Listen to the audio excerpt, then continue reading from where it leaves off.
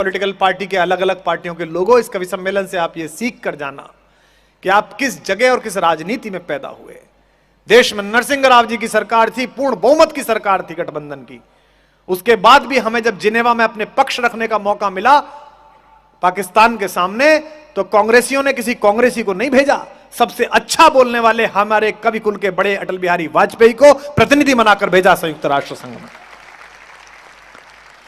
अटल जी का स्वास्थ्य खराब हो गया तो उनको इलाज कराना था, तो राजीव गांधी जी ने उन्हें बुलाकर कहा कि मैं आपसे ये आग्रह करता हूं कि आप कृपा पूर्वक सरकार के पैसे पर बाहर चले जाइए, अपना इलाज करा के आइएगा।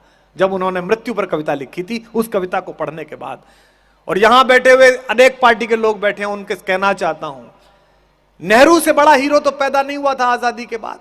आज बात अलग है कि सुबह सुबह व्हाट्सएप विश्वविद्यालय पे एक सिलेबस उतरता है। इस देश में एक व्हाट्सएप यूनिवर्सिटी है, उसमें पढ़ने के लिए मूर्ख होना न्यूनतम योग्यता है, प्राथमिक योग्यता है, उसमें कुछ करना नहीं पड़ता।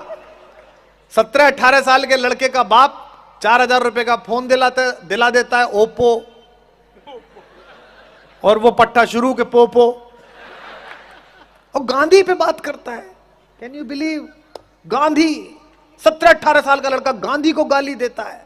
यहां जवान लड़के बैठे हो तो उनसे कहता हूं, लातूर के बाहर खड़े हुए महाराष्ट्र पुलिस के दरोगा से जो वसूली कर रहा हो, जिस दिन उसकी आंख में आंख डाल के बात करने का साहस पैदा कर लो, उस दिन गांधी का नाम लेने की कोशिश करना। इतना बड़ा जादूगर पैदा किया इस देश। मैं तो आश्चर्य में हूं कि बोलते क्यों नहीं है कांग्रेस के लोग, बाकी लोग क्यों नहीं बोलते? सर मुझे किराए पे ही रख लो।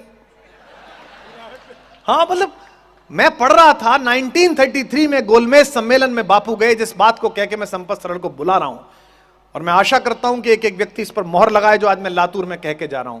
1933 में जब बापू गए तो ब्रिटेन के राजा से मिलने का समय तय हुआ, और ब्रिटेन का राजा ऐसा राजा नहीं था जैसी आज की महारानी है, 2/3 दुनिया का मालिक था, 2/3 दुनिया का, जिसको चाहे गर्दन काट दे, जिसको चाहे जमा करा दे। बापू से मिलने का समय हुआ।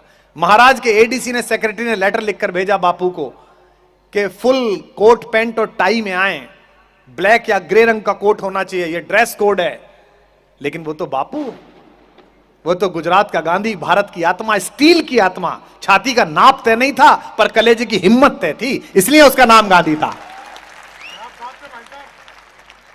बापू मिलने के लिए गए, समय तय हुआ, बर्किंघम पैलेस में बग्गी उतरी तो एक धोती में हिंदुस्तान का फकीर लाठी लेकर अंदर। राजा को बताया गया कि वो तो कपड़े ही पहन के नहीं आया। राजा ने कहा चलो मिलके तो देखते हैं। जॉर्ज पंचम सामने बैठा और गांधी से उसने पूछा, well mister Gandhi, where are your clothes? तुम्हारे कपड़े कहां हैं?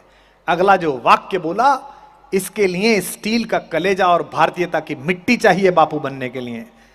जैसे ही उसने पहला वाक्य बोला कि तुम्हारे कपड़े कहां हैं, बीच में से 2 दांत टूटे हुए मुस्कुराते हुए बापू ने कहा, हुजूर मेरे छोड़िए, मेरे पूरे देश के कपड़े तो आपने चुरा लिए, मैं कहां से पहनूं? यह कहने का साहस गांधी को गांधी बनाता है।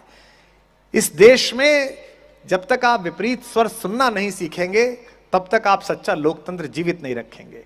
इसलिए यहां जो भी लोग बैठे हों, एक दूसरे को सुनना स्वीकार कीजिए। और नेताओं, आप तो जरूर सुनो, मंत्री बनने की प्रत्याशा में बैठे हुए विधायक जी, जरूर सुनो।